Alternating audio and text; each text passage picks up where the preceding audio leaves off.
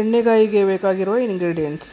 Hi all, ಇವತ್ತು ನಿಮಗೆ ಉತ್ತರ ಕರ್ನಾಟಕ ಶೈಲಿಯ ಎಣ್ಣೆಗಾಯಿ ಪಲ್ಯ, ರೊಟ್ಟಿಗೆ ಚಪಾತಿಗೆ ಸೂಪರ್ ಆದಂಥ ಪಲ್ಯ. ಇದನ್ನು ಯಾವ ರೀತಿ ಮಾಡೋದು ನಿಮಗೆ ಹೇಳ್ಕೊಡ್ತೀನಿ.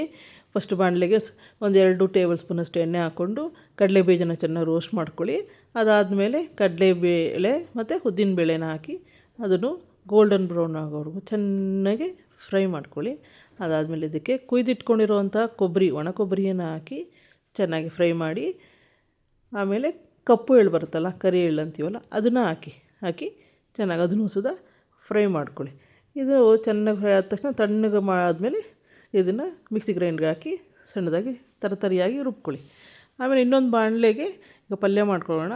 ಬಾಣಲೆಗೆ ಎಣ್ಣೆ ಹಾಕಿ ಕಲೋಂಜಿ, ಎಳ್ಳು ಮತ್ತು ಜೀರಿಗೆ ಹಾಕಿ ಚೆನ್ನಾಗಿ ಸಿಡಿಯೋಂಗೆ ಮಾಡಿ, ನೆಕ್ಸ್ಟು ಒಂದು ಸ್ವಲ್ಪ ಕರಿಬೇವು ಸೊಪ್ಪು ಹಾಕಿ, ಆಮೇಲೆ ಸಣ್ಣದಾಗಿ ಹೆಚ್ಚಿಕೊಂಡಂಥ ಈರುಳ್ಳಿಯನ್ನು ಹಾಕಿ ಇದಕ್ಕೆ ಚೆನ್ನಾಗಿ ಫ್ರೈ ಮಾಡ್ಕೊಳ್ಳಿ. ಅದನ್ನು ಟ್ರಾನ್ಸ್ಲೂಸೆಂಟ್ ಆಗಬೇಕು, ಅಲ್ಲಿವರೆಗೂ ಚೆನ್ನಾಗಿ ಫ್ರೈ ಮಾಡ್ಕೊಳ್ಳಿ ಈರುಳ್ಳಿಯನ್ನು. ಆಮೇಲೆ ಒಂದು ಟೊಮೊಟೊ, ಸಣ್ಣದಾಗಿ ಹೆಚ್ಚಿಟ್ಕೊಂಡ ಟೊಮೊಟೊ, ಅದನ್ನು ಫ್ರೈ ಮಾಡ್ಕೊಳ್ಳಿ. ಎಲ್ಲಿವರೆಗೂ ಅಂದರೆ ಅದು ಮೆಲ್ಟ್ ಆಗಬೇಕು, ಆ ರೀತಿ ಫ್ರೈ ಮಾಡ್ಕೊಳ್ಳಿ ಇದನ್ನು ಟೊಮೊಟೊನ.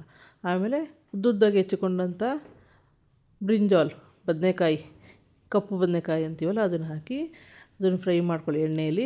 ಅದಾದಮೇಲೆ ಖಾರದ ಪುಡಿ, ಅರಿಶಿನ ಮತ್ತು ಧನಿಯಾ ಪುಡಿಯನ್ನು ಹಾಕಿ ಅದನ್ನು ಅಷ್ಟೇ ಚೆನ್ನಾಗಿ ಸ್ವಲ್ಪ ಘಮ ಘಮ ಅನ್ನೋವರೆಗೂ ರೋಸ್ಟ್ ಮಾಡ್ಕೊಳ್ಳಿ. ಅದಾದ ತಕ್ಷಣ ಇದಕ್ಕೆ ಒಂದು ನಿಂಬೆಹಣ್ಣು ಗಾತ್ರದಷ್ಟು ಹುಣಸೆಹಣ್ಣು ನೆನೆಸಿಟ್ಕೊಂಡಿದ್ದು ಅದು ನೀರನ್ನು ಇದಕ್ಕೆ ಹಾಕಬೇಕು.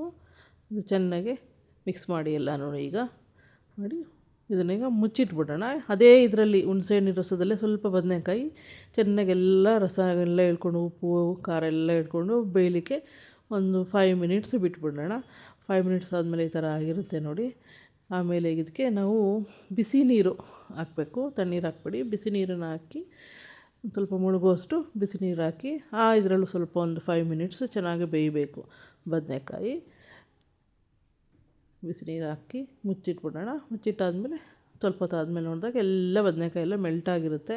ಈಗ ಇದಕ್ಕೆ ರುಬ್ಬಿಕೊಂಡಂಥ ಮಿಶ್ರಣ ಆಯ್ತಲ್ಲ, ಆ ಫುಲ್ ಮಿಶ್ರಣನ ಇದಕ್ಕೆ ಸೇರಿಸ್ಕೊಂಡು ತಿರುಗಿಸಿ ಚೆನ್ನಾಗೆ ಮಾಡಿ. ಆಲ್ರೆಡಿ ಅದನ್ನೇನು ಜಾಸ್ತಿ ಇದು ಮಾಡೋಕ್ಕೆ ಎಲ್ಲ ರೋಸ್ಟ್ ಮಾಡಿದ್ದಲ್ಲ, ಹಂಗಾಗಿ ಇದು ಈಗ ನಮಗೆ ಒಂದು ಸ್ಪೂನಷ್ಟು ಜಾಗರಿ ಅಥವಾ ಸಕ್ಕರೆ ಆದರೂ ಹಾಕ್ಕೊಳ್ಳಿ.